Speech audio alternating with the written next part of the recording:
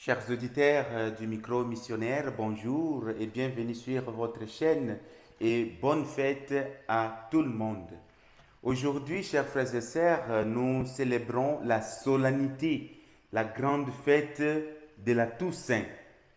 Et de prime abord, nous pouvons nous poser la question de savoir, mais c'est quoi la fête de la Toussaint?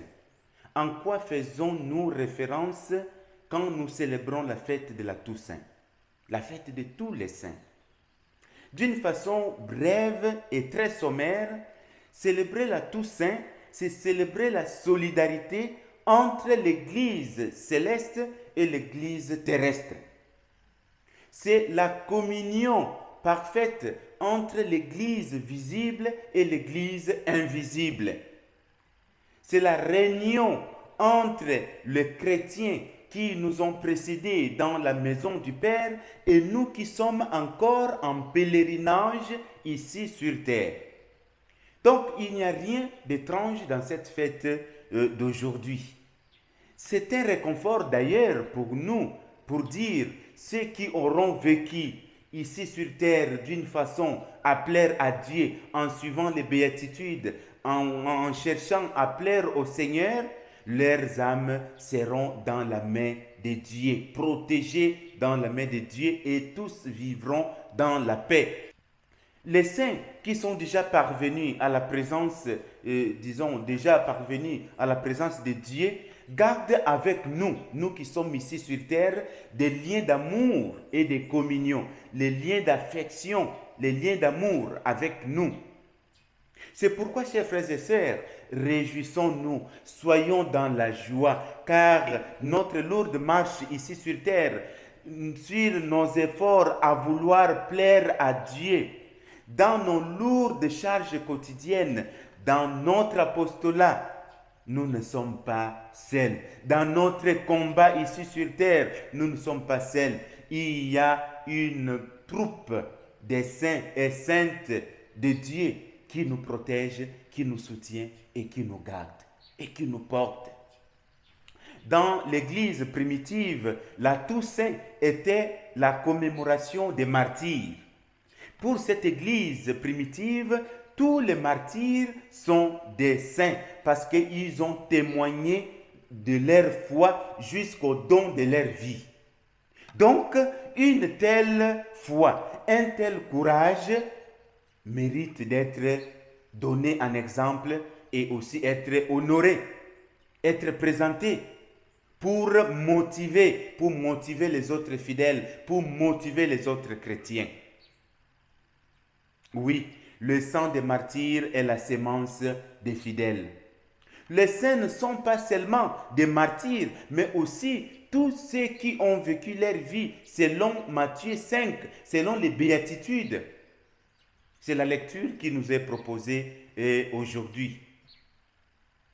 Les saints aussi ne sont pas seulement ceux qui ont été déclarés ou canonisés officiellement par l'Église. Il y a aussi des saints inconnus, y compris nos grands-mères, nos grands-pères, nos amis, nos frères et nos sœurs africains. Souvent, les gens disent que mais les saints là sont seulement des Européens ou les gens qui viennent d'ailleurs. Mais non, il y a le saint africain, il y a le saint asiatique, il y a le saint américain, il y a le saint partout dans le monde, dans cette multitude de saints que nous trouvons dans l'Apocalypse, les personnes qui ont lavé leurs habits par le sang de l'agneau, ils sont venus de toutes, les contrées du monde. Donc, ce n'est pas seulement pour une contrée, ce n'est pas seulement pour un lieu, un millier, un pays ou un continent, c'est pour nous tous. Donc, nos grands-parents, africains ou asiatiques ou je ne sais pas moi quoi, qui ont vécu leur vie dans la simplicité et ont mis en pratique les béatitudes et aussi sont les saints de Dieu. Et aussi sont des saints directement canonisés par Dieu lui-même sans l'intermédiaire de l'Église ou des hommes. Chers frères et sœurs, les saints ne sont pas les personnes sans péché, non. Puisque ceux qui sont déclarés saints ont eu aussi les besoins de se confesser. C'est-à-dire que quand quelqu'un se confesse, c'est-à-dire qu'il n'est pas, il n'est pas sans péché. Donc, si elles s'est confessé aussi, ça montre qu'ils étaient des personnes pécheresses, mais qui ont reconnu la miséricorde de Dieu comme porte pour entrer dans la vie de sainteté. Et donc, quand nous parlons de la sainteté, on pense que c'est une réalité qui nous dépasse. Non. Nous tous, nous sommes appelés à la sainteté. Époux, épouses, enfants, sans exception, les commerçants chrétiens qui sont au marché, les politiciens, les hommes d'affaires, les ouvriers, tous nous sommes appelés à devenir des saints par notre vie exemplaire. Dans la famille, donc une épouse qui prend bien soin de sa famille, qui prend soin de ses enfants et qui connaît Dieu, qui connaît le chemin de l'Église. Voilà, son chemin de sainteté est déjà ouvert. Chers frères et sœurs, dans le Christ, un saint, c'est celui qui a reconnu la grandeur de Dieu et en même temps a reconnu aussi sa propre petitesse. Sa propre petitesse. Je peux tout en celui qui me rend fort. Un saint, une sainte, c'est celle-là qui est consciente que la grâce de Dieu lui suffit. Voilà, avant de terminer, avant de clore cette petite méditation ou cette, disons, petite ouverture, j'aimerais dire justement qu'il y a des moyens, les moyens privilégiés pour arriver à la sainteté. Entre autres, il y a la prière.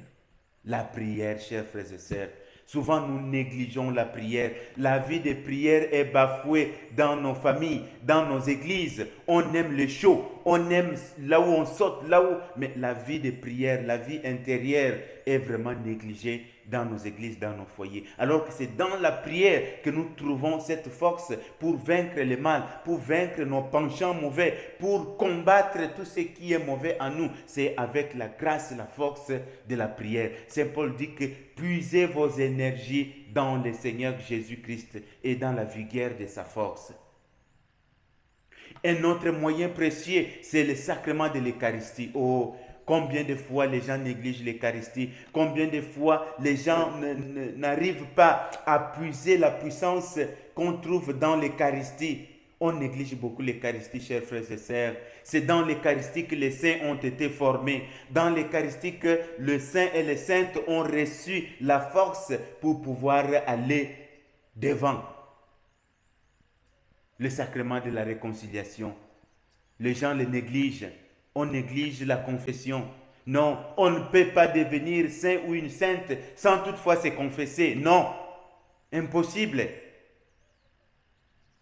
Et les diverses formes de dévotion, les bonnes dévotions qui nous orientent vers Jésus-Christ. Toute dévotion doit avoir comme sommet le Christ.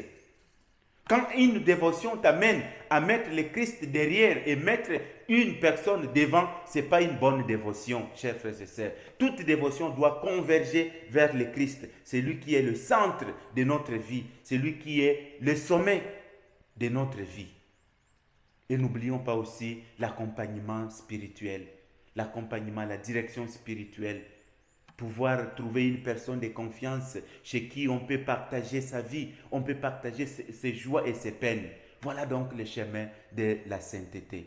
Chers frères et sœurs, je vous souhaite vraiment d'écouter cette méditation plusieurs fois, pour que cela réanime notre vie et notre vie intérieure surtout. Et bonne fête à tous et à toutes.